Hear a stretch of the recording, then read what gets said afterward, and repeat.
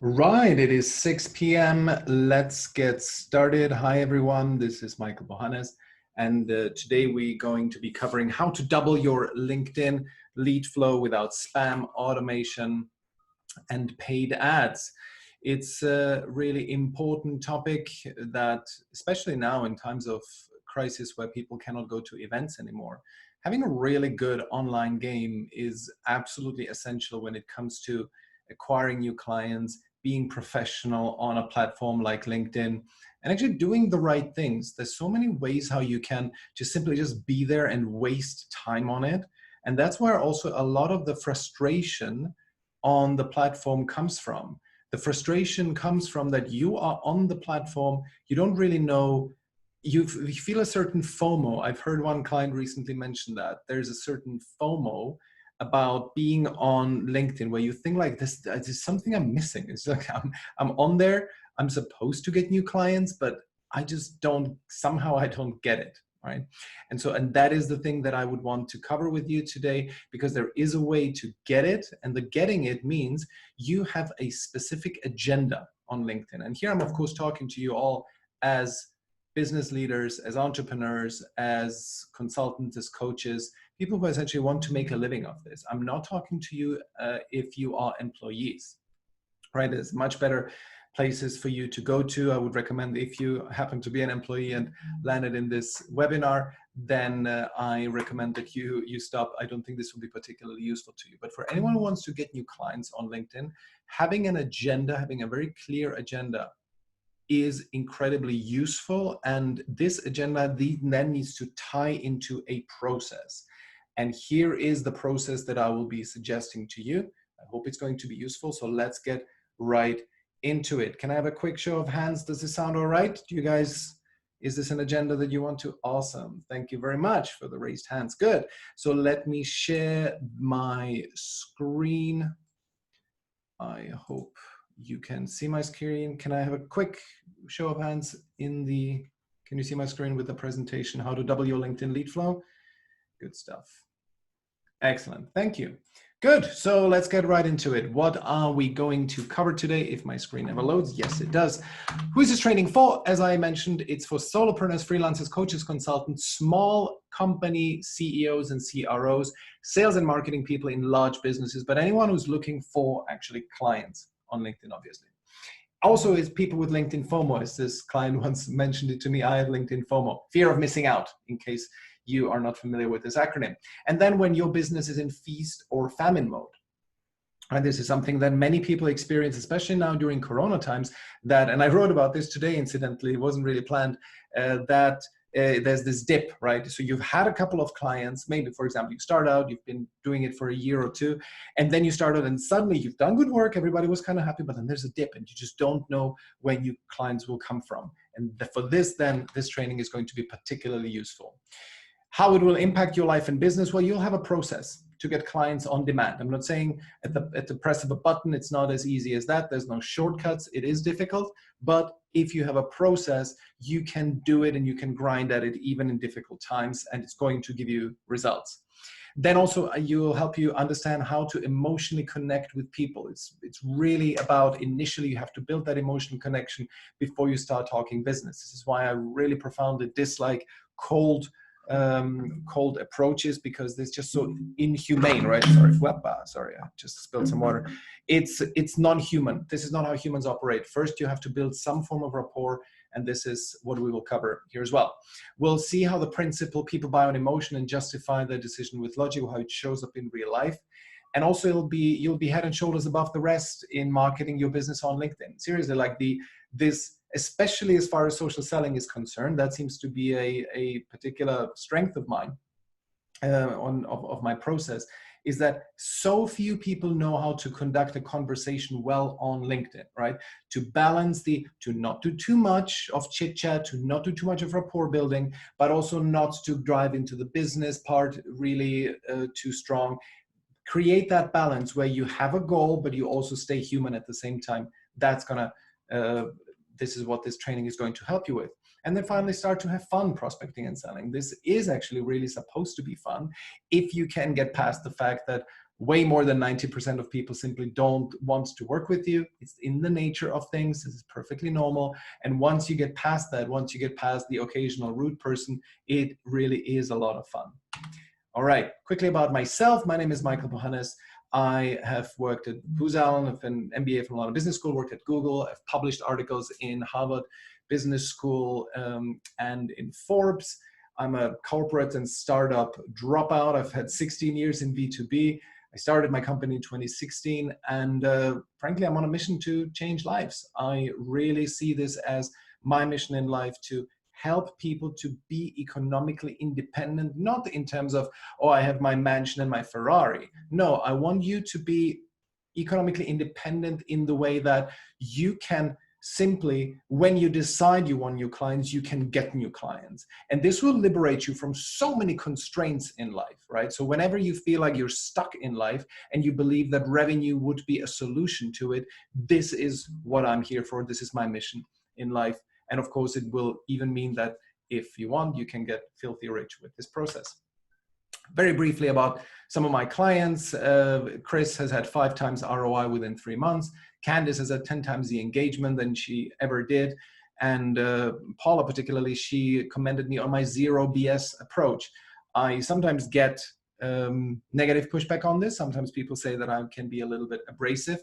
That is probably the price to pay. I'm trying to sometimes temper myself and be a little bit nicer, but it will interfere in my zero BS approach, because only tough love is good love. All right, so I want you to help foster genuine interpersonal connection, especially in times of C word, I don't want to say the word, but you know what I mean, in these times when it's really difficult to build a presence and a physical presence and a connection while you're meeting somebody in person. So I really want to stress this is a place for humans to connect to other humans. We always forget that on the other side of the screen, there's a human as well. You don't need automation, mass messaging, and shiny apps to be successful. People crave real connection with real people in 2020. This is my biggest takeaway of the C word crisis. We're also not aiming for virality in our content, right? So we aim to, if it comes, that's nice. It's a beautiful thing, but it's not plannable. And it's not very often not reproducible. There are other ways how you can reproduce successful content. There's a formula for it that I will show you later on, but it's beautiful if it comes, but we don't rely on it. And there's no substitute for hard work. And finally, mindset is 80% of the solution to any seemingly insurmountable problem. If you have your mindset fixed, you will figure it out no matter what. And I will set you up for the new normal in client acquisition. At least this is my intention here. And if you follow the process, you'll be perfectly equipped for the new normal. Quickly, some housekeeping. We'll have some 30 minutes of presentation from me and then space for 20 minutes of Q&A. Please, if for Q&A, it would help if you could reference the slide number that your question is about. So take notes and then prepare your questions, especially about failed attempts at conversation on LinkedIn. Those are always the most fun to analyze and to dissect. And then I would recommend you put your phone away, get pen and paper, take notes, and focus, because I have a lot of material here for you, and you don't want to miss out on any one of them. And yeah, we will use the chat function in Zoom. So whenever you feel like, I have it open in my other screen. So whatever you feel like, even if you want to interrupt me on something and ask right away, if it suits the narrative of if it suits the flow of the presentation, I'd be very happy to interrupt and give you some clarification on this. But I may not see it when I'm in the flow, so please excuse that. I will then cover them later on. Good, so the universe of organic LinkedIn client acquisition. We all put it on a foundation of mindset, and once the mindset is there, this kind of accompanies us throughout the entire process. And it accompanies us from positioning to optimizing your profile. Those are the foundations that you need to build. And then comes the daily grind, right? This is growing your network, adding people, and then doing proactive social selling. And then the other strand is, the first one, the top one is outbound. And the bottom one is inbound, right? You publish great content so that people approach you because they've seen that you know what you're talking about and they would want to work with you. Once we have that, we get into proactive and reactive social selling, which is the messaging that I mentioned before. And the goal of social selling is, of course, to get people on the phone, to get to a screening call or a 60-minute strategy session. Now, let's start with mindset. Sorry, wrong headline. I wanted to start with mindset. And so these are some things that I sometimes hear from prospects, and then we tend to, whenever they say something like this, I gently challenge them on it, but then the calls don't tend to progress, right? I'll be very honest here. If somebody on the phone who potentially wants to work with me tells me one of these things, it usually doesn't work out. It's funny that it works, but that's why I say mindset. If you're willing to change these, I'm perfectly happy to work with you. But if you insist on one of them and they become part of your identity, it's really difficult to overcome them. So like, I don't like selling. I'm not going to do video. I hate bothering people. I hate being salesy. I want to do this with content only, and I don't want to be one of those people, right? We all know what that means. Well, I would suggest you reframe how you look at selling, right? You don't have to be that person on the left who is talking somebody into something that is honestly not good for them, right? Because you know that the product or service that you deliver is great, why don't you rather look at yourself like this couple on the right-hand side? You are a little bit farther ahead than your clients, and you're helping them to get up on that hill. That is selling. And once you see this, the reason why we have to reframe this is because then selling will actually become so much easier for you. And that is key. That was such a great insight that I once had when a friend of mine who is a coach, and she told me, she's not a client, a good friend of mine, and she told me that she wasn't able to sell somebody on the phone the other day. And I asked her, okay, well, that's a pity. But she said, no, it's not just a pity. I have failed her. And I was like, what do you mean I failed her? And she said, well, I know she needs me. I know she needs that change, okay, in her life. And she, I believe I forgot what she does at this, what she was doing. Something with, I think she's an executive coach. And she said, I failed her because I know she needs to get to the next level. And I wasn't able to convince her of my value proposition, that I'm the one who's able to get her there. And she'll probably stay in this situation now for longer, right? And I really like this if you don't sell someone, you sort of blame yourself a little bit. It's not that, oh, well, the client didn't want to.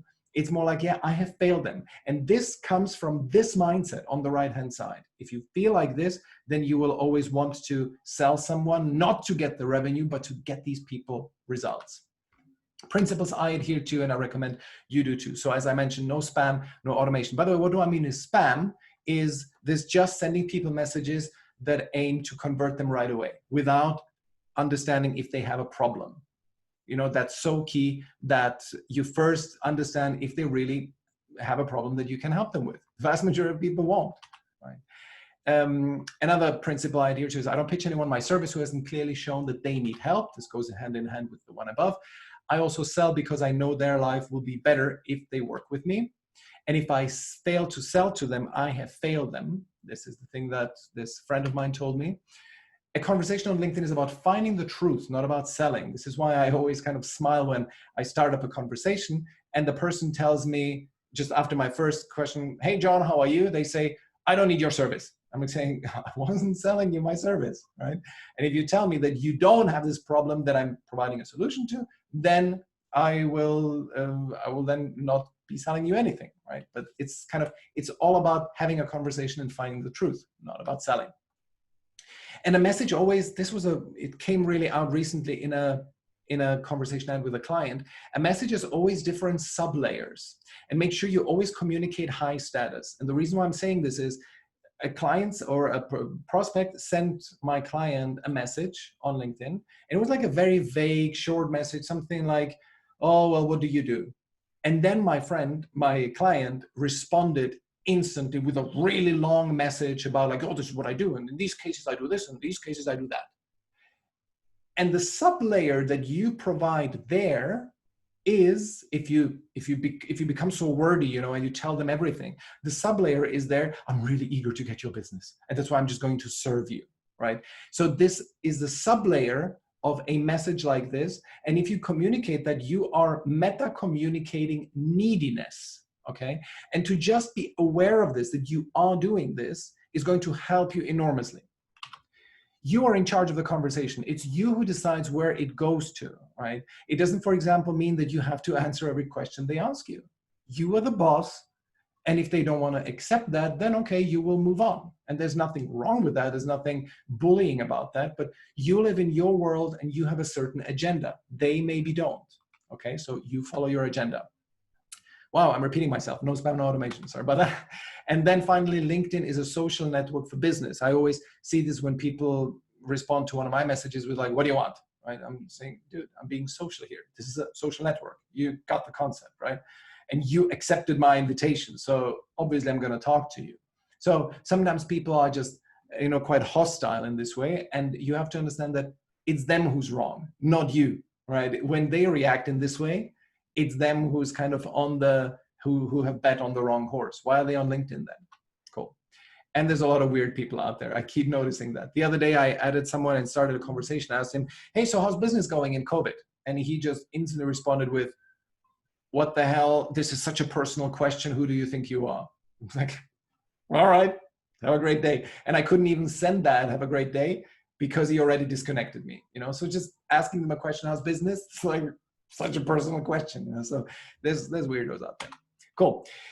So that was mindset. There's a lot more to mindset, of course. There's way how to reframe a lot of your beliefs, but we can only cover the most high level concept. So I hope this was useful. Mindset. Any other questions on this? Anything that I can help you with there? If not, quickly raise hand or give me a chat, if that's all right, and I will move on. Cool. All righty. Positioning. All right, we've had one really good question coming in before the webinar about positioning, so I definitely want to cover that.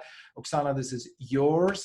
But briefly, before we get into that positioning, it's really boring, but it's also important and really, really foundational. It's like if you start doing your work on LinkedIn without really being clear, at least having a good hypothesis initially, you will waste a lot of time.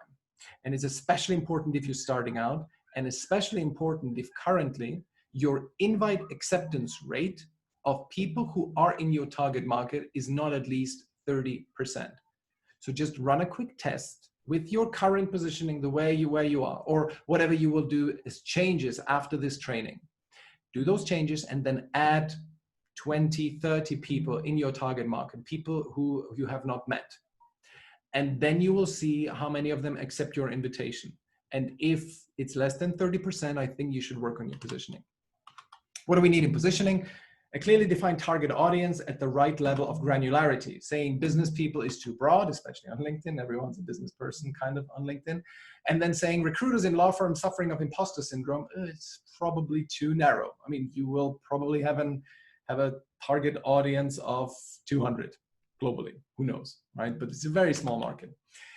Then you need a problem that unites your target audience. It always fascinates me when people create segments like, I mean, I was always very critical of the segment, just women, for example. This is not a segment, you know, unless in very specific target markets, it's not a segment. A segment is defined by a common need, okay? So for example, in my world, I have two different segments who I'm currently serving. One is small company owners and coaches and consultants. Although those two, as soon as you have employees, your needs slightly change.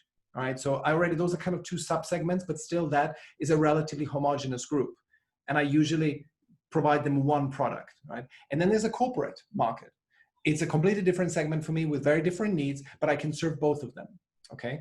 And so that is about problems that unite them, right? And so that's kind of the important part of positioning. A solution that you have for the problem, so you formulate that. What is the problem that unites them? What is the solution you have for that problem? and then the economic and emotional benefits that your target audience will get through your solution, right? It's important to also mention the emotional benefits, because this is the meaty stuff. This is the hook where you will hook them in with your marketing. And also you have a quick think about what makes your solution unique and better than your competitors, right? For example, there's a lot of people in my space, and many people who are already at a stage where, you know, they have like 7-figure, 8-figure businesses. I don't have that yet, right? I have a 6-figure business at this point. And so I need to think, okay, why would anyone work with me? And one of the key things is that I will have way more time for my clients than these gurus who have 8-figure businesses. And that is really key, because sometimes people just really need this really in-depth hand-holding style coaching. And so for those people, I'm a much better fit than the guru, right? Than the 20 million a year business guru, okay? So that's positioning. Have all those questions answered and you're gonna be good. Important to frame it in their language. This is really, really key. Because I see this almost every time a new client with me onboards, we go through their language and we just change it from their language to the client's language. It's really key. Good. And so the result of positioning will be a one-liner. I help blank to achieve goal blank by doing blank. Right? And so my headline, it goes into your headline on your profile.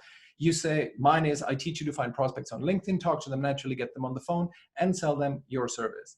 I iterated this many times. I can show you this later. And this is the one I landed on. And I currently have a 70%, 72% at last count acceptance rate for my invitation. So I add 100 people, 72 of them accept me.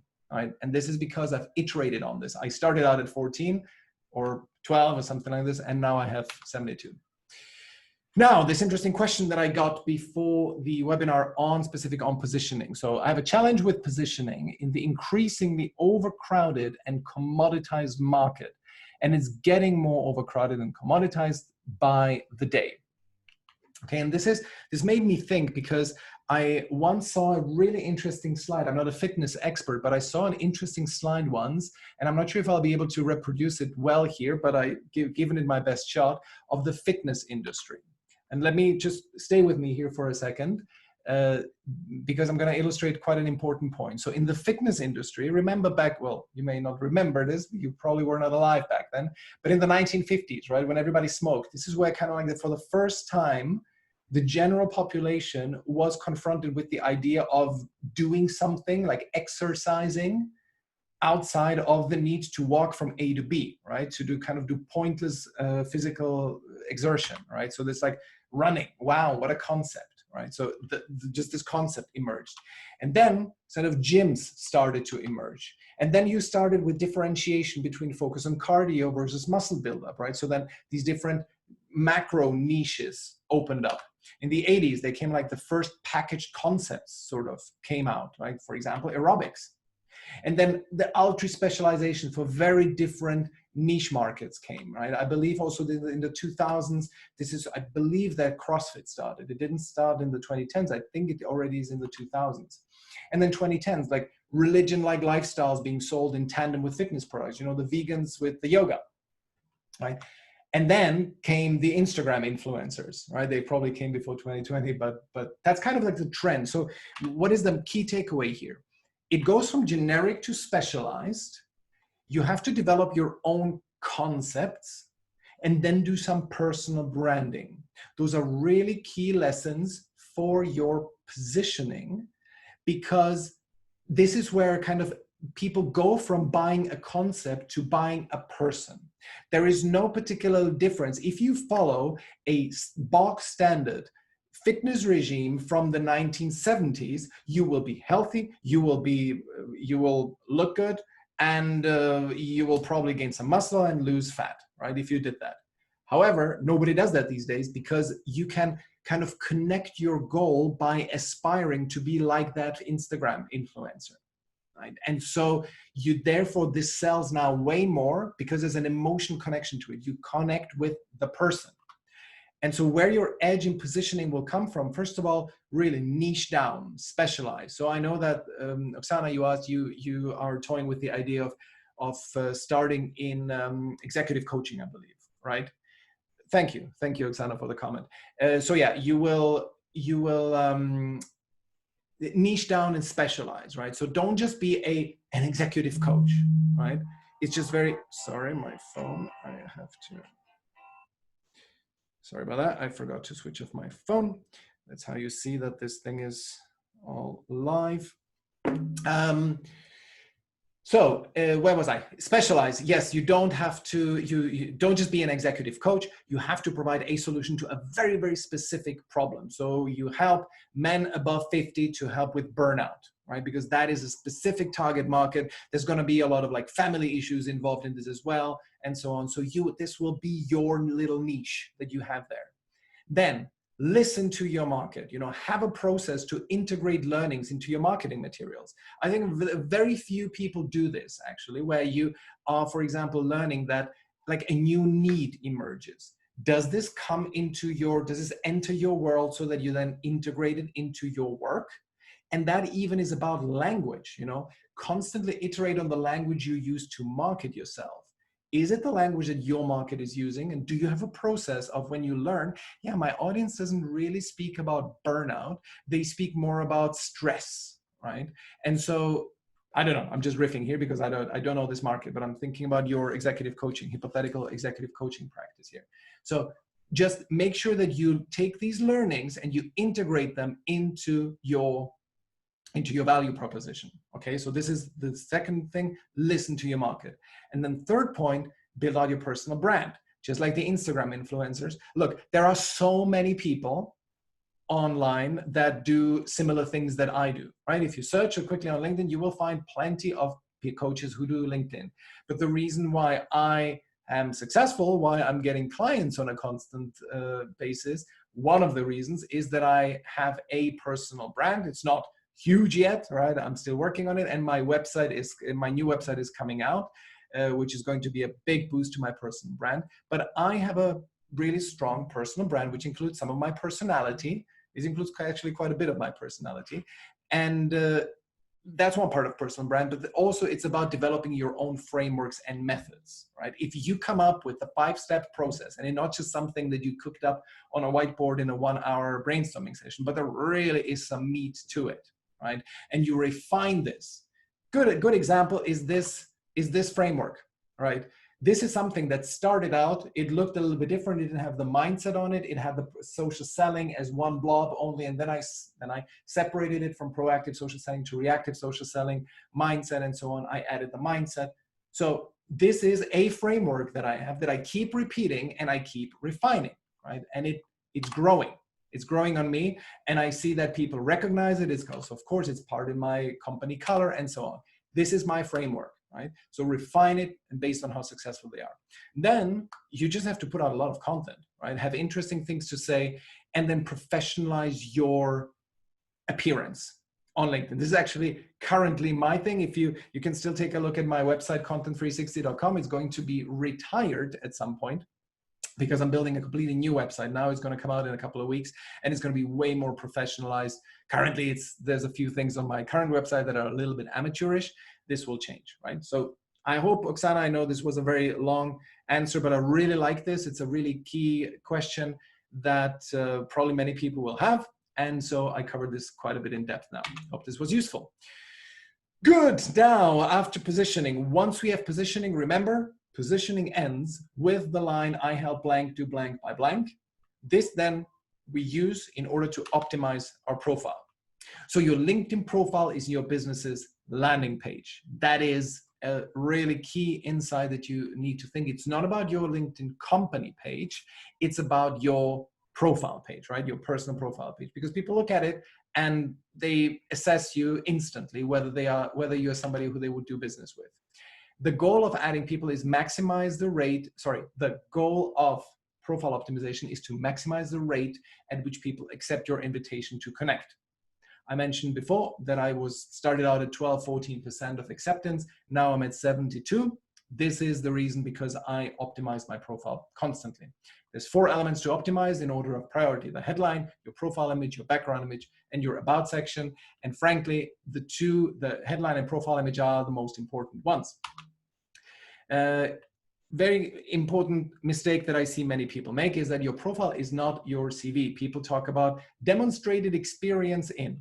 Okay, fine. If you're an employee, use whatever word you want. But if you are a coach and a consultant, or you sell anything as part of a small B2B company, I don't want to see the words demonstrated experience on your profile. Horrible. It's completely employee mindset. I don't care about your demonstrated experience. I care about your results that you're bringing to your clients. Okay, so it's not your CV. This was a typical, I mean, nothing wrong with this person, but this is a classic employee worded profile, right? It has the job title at the top, and then with over 7 years of experience, security analyst, and so on, blah, blah, blah, right? This is a typical employee.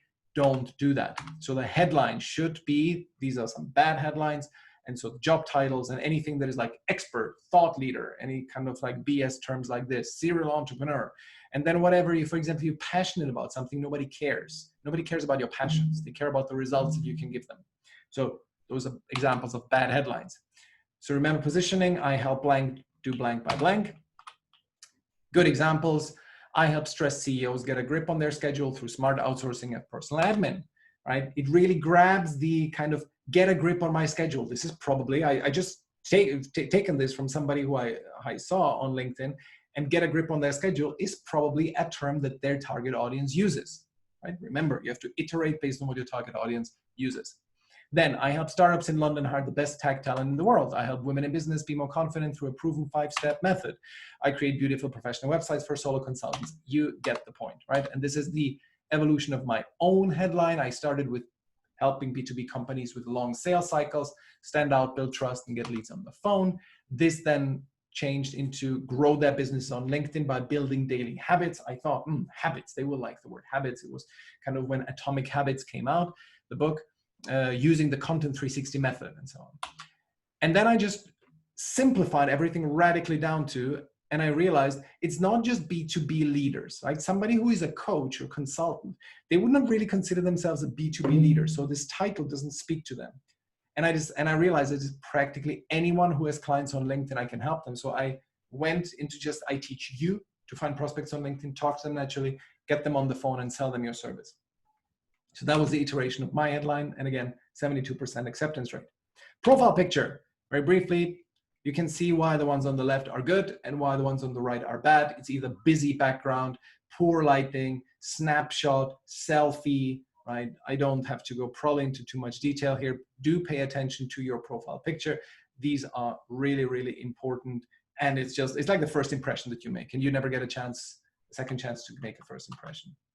Background picture, many people just stay with this. With the default, it's not a good idea. You can create a lot of additional value, and this is the key thing of, you need to connect with people rationally as well as emotionally, right? So with the background picture, it's best to convey social proof. These are some that I grabbed recently, right? If you're being shown that you have an interview on TV or that you're standing on a large stage, perfect, right? This is the best kind of background image because it shows that you are in demand. If you don't have something like this, then just a nice picture that is not a stock image, but ideally something that you shot or that is really uncommon, right? Something like a stock image that is not common. Definitely not stock images like this. These are horrible, and I just always instantly judge somebody negatively if they use one of these things, okay? And then finally, the about section. Key thing here is that the first sentence needs to grab people. It needs to be a hook, because you want them to click more on see more. Look at mine, and I've had many people like leads and new clients who are now join me as clients who came in because of my story, right? Because very few people can resist this. I was fired for the first time in my life. It was a blessing in disguise. And then I start with the story, and the CEO insisted on cold calling, ... Oh my God, what's the story? How does it end, right? So it creates something like this. Tell them the why, which will also help them see your personality, okay? And your about section needs to accomplish two things. It needs to concisely explain what you do and build an emotional connection. I recommend you, this is a friend of mine, search for him, Kenelm Tonkin is his name, search for him on LinkedIn, read his about section. Very, very good. All right, let's grow our network now. Okay, why do we want to grow the network? We want to start conversation with new people and build a bigger audience for our content, right? Because it's important that, you know, if you can get your content in front of 1,000 people or 10,000, it makes a huge difference. There's three ways to grow your network. One is demographic search, then there is behavior search and opportunistic triggers. What is demographic search? It's essentially using Sales Navigator, which is around £50 a month. You can search by title, company size, and so on. The downside is that it's quite a lot of noise on there, right? Because if you just have a very simple search, then many other people will have performed that search, and the people on the other side will get bombarded with messages. So it's quite unlikely that you will get through. And I can tell you, interestingly, I've recently run a test. I stopped using Sales Navigator completely. I only do behavioral. It works way better for me. And I recently did a test where I still tried Sales Navigator, and I had about a 10% accept rate, you know.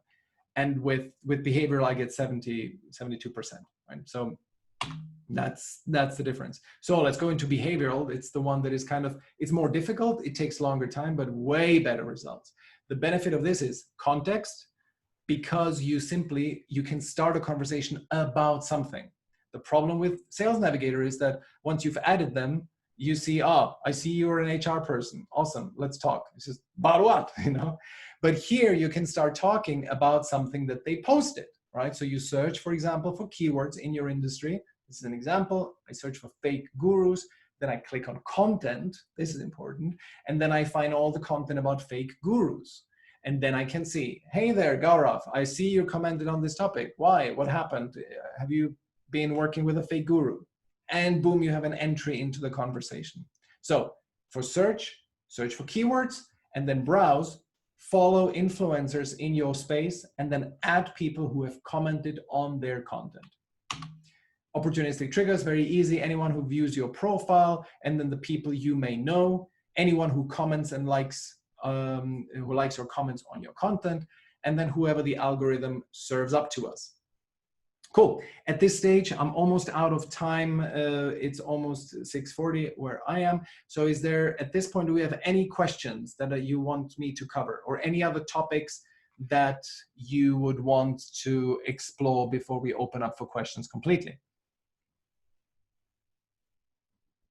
Content. Yes, we will cover content. Anything else? Social selling, yeah, of course. So we have content and social selling. Those are the two main topics that are remaining. So let me, because these two comments came in quite nicely. Proactive social selling is the topic I'll cover next. So I know content came first, but let's cover that quick later. The goal of social selling is to get people on a 15-minute introductory call, and the method is open, friendly, and natural exploration. The three scenarios for social selling: you get either cold contact, somebody who have never heard of you before; warm, and this is relevant people who like or comment on your content, and relevant people who add you to their network; and then hot, you know, people who directly approach you and inquire about your services. These are, of course, rather rare. The majority are either cold or warm. And of course, the colder, the more difficult it is. And for warm contacts, the good turns of phrases are, when relevant people add you, is, hey name, good to be connected, curious, did anything in particular about my profile spark some interest? So you can, when somebody adds you and they could be relevant for you, just ask them, you know, has anything, why have you added me? You know, it's a nice way of asking, why have you added me?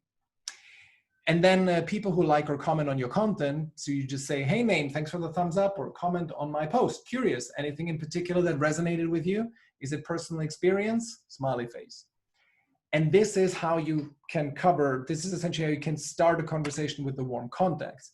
Other than that, warm leads have to be developed just like cold leads.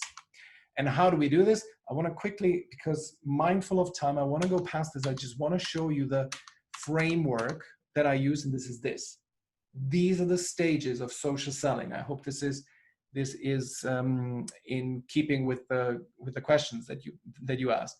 the stages in it. So you start with an opener, then you have to build a certain level of rapport, not too much, just a little bit. And then you explore. The exploration stage is going to be the longest, where you discuss whether they have a problem that you could possibly help them with. And then you come to the close, which on a LinkedIn chat is ideally offering them a 15-minute call. And so the goal is here on the opener is to get them to respond with more than one word. The risks and mistakes I see people make here is being boring, being too salesy, displaying low status. Rapport mistakes that are being done here is being boring and getting stuck in limbo, talking too long about the weather, because then people get bored. And in exploration, the goal is to find out if you're a fit, and the risks are asking too many questions or not going for the close. And as I mentioned before, displaying low status, right? If you display too low status, people don't want to work with you. And the close, the risk of mistake that I see here done most often is simply not doing it.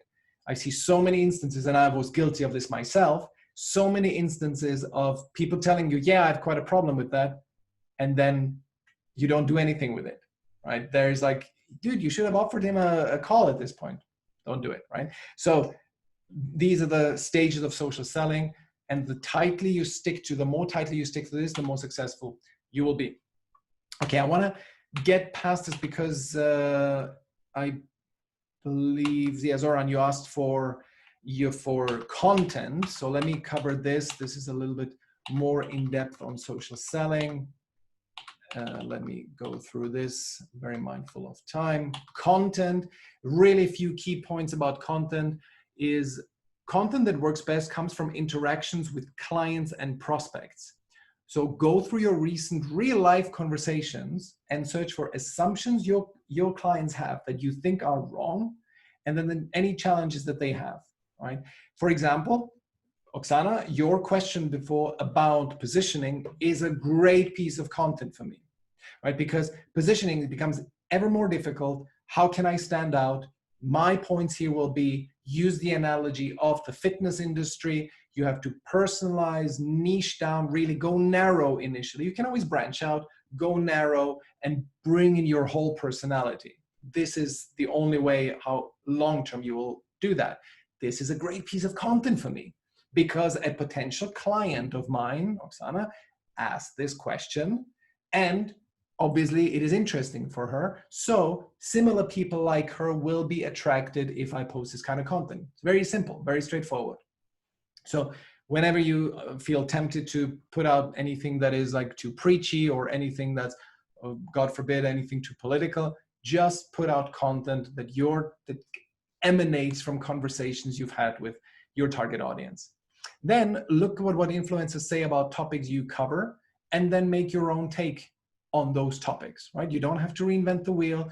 There's one very well-known LinkedIn influencer who says, everything has been said already. Everything has been said. You just repackage it and give it your own little, patina, your own sheen. That's it. That's all you need.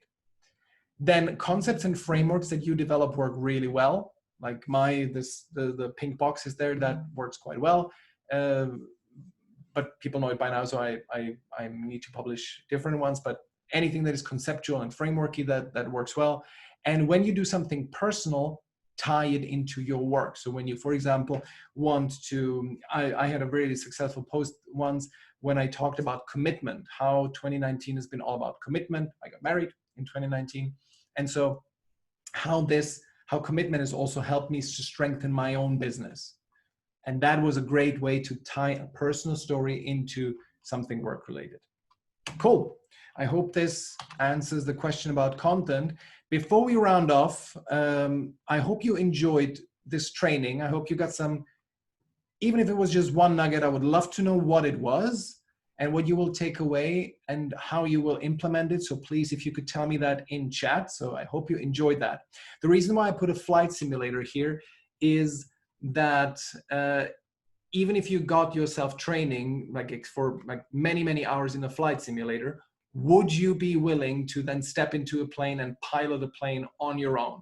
Right? Quickly give me an answer in chat. No, No, yes, of course. So you would not be comfortable piloting a plane on your own, naturally, because obviously it's just not enough training. You haven't trained really in the real world. And so all of those things that I covered in which we didn't get to today, unfortunately, but all those kind of things that really make for effective social selling, you can build this yourself, of course. But after this training, there's 3 routes you can take from here. You could say, okay, that was fun, but getting clients in this way is not a high priority for me. I have other avenues. Awesome. Then you could say, I'll try to fly the real plane myself now, right? That is the thing that you said that, no, you wouldn't be trying this. But yeah, you could say this, right? That you're just gonna go and do it on your own. You build all these tools, all the social selling tools and so on. You do this on your own. Or you could say, I think I need support with this, right? So in this case, I would like to invite you to schedule a call with me, and we can discuss whether working with me would be a good fit, and take things from there. All right.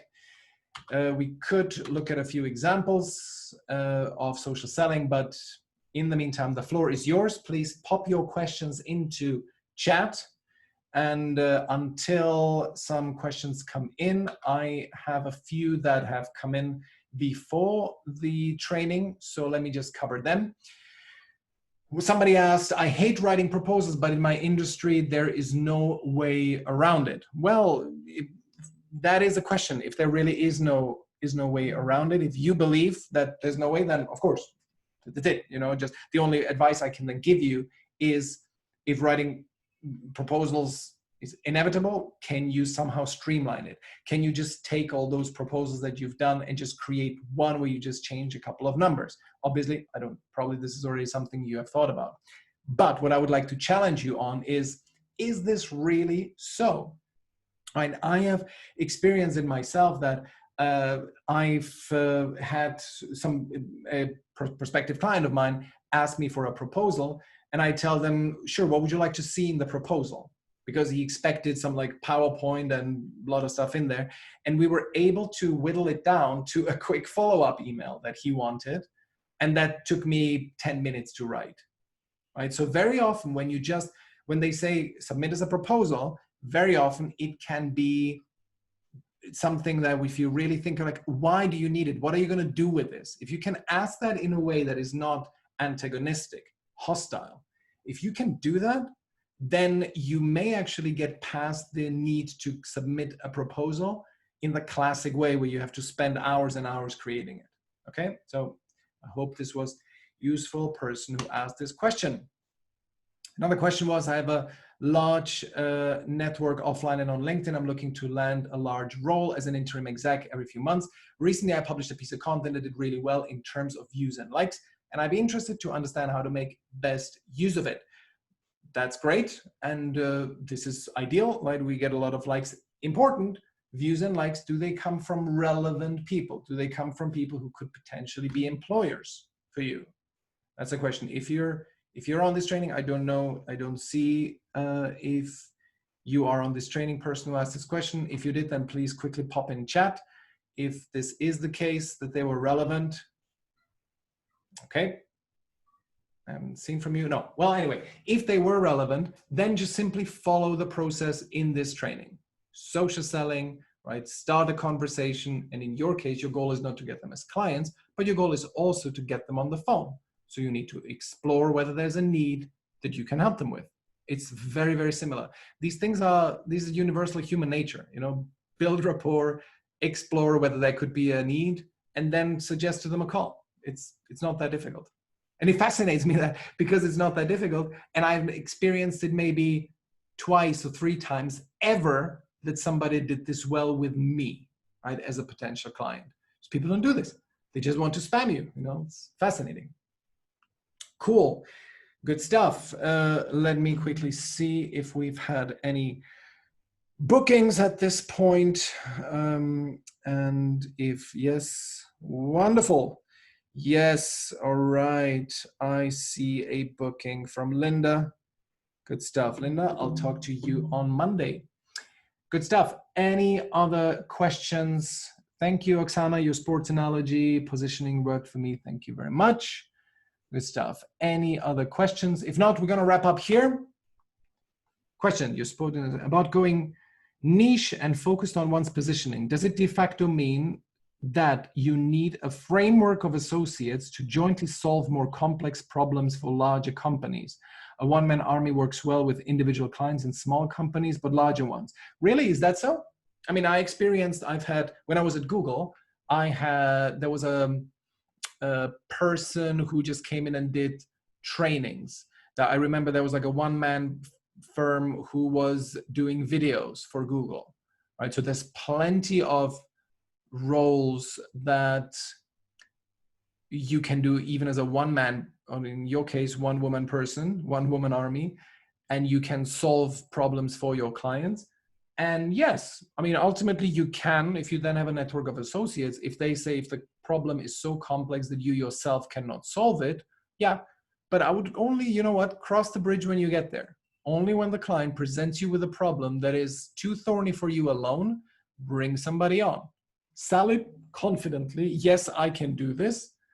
And I have a large network of associates, and I will find the right person for you and we will present to you jointly.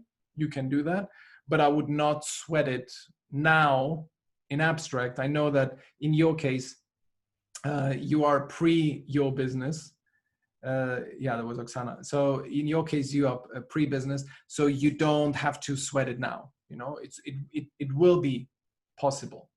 And at some point, you know what? Once you have a relationship built up with the prospective client, and you then kind of branch out into something adjacent that you know how to do, but it's not your official positioning, you can always deviate a little bit, right? You don't have to go super narrow. No, I only do this, even if an opportunity comes to me, right? You can, depending on where you are otherwise, how much money you're making and how much you need that revenue, you can always branch out a little bit. But it's mainly about how you position yourself to the world and not then which jobs you effectively end up taking. Okay? Does it make sense? Cool. Good stuff. All right. Any other questions? Otherwise, we will wrap it up here. Thank you very much. I am looking forward to Jen. Jen did a booking as well. I'm looking very much forward to talking to you, Jen, and Linda, two ladies who have booked calls. I'm looking forward to talking to you. And otherwise, I bid you a wonderful evening wherever you are. And sayonara. All the best.